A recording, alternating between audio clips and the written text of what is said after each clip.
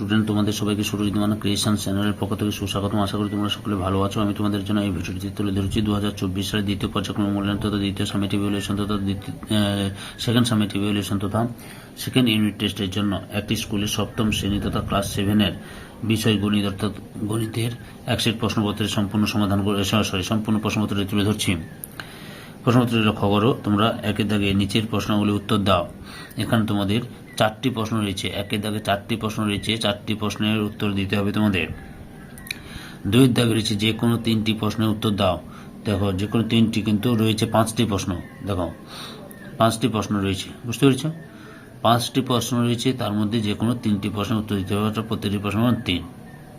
পরের পেজে কী রয়েছে লক্ষ্য করি, পরের পেজে কী রয়েছে লক্ষ্য করো, 3-এর দাগে যে কোনো 2টি প্রশ্নের উত্তর দাও। 3-এর দাগে আমাদের 4টি প্রশ্ন রয়েছে, তার মধ্যে যে কোনো 2টি প্রশ্নে তোমাদের উত্তর দিতে হবে, বুঝতে পেরেছো? অর্থাৎ প্রতিটি প্রশ্নের মান এখানে 4 করে।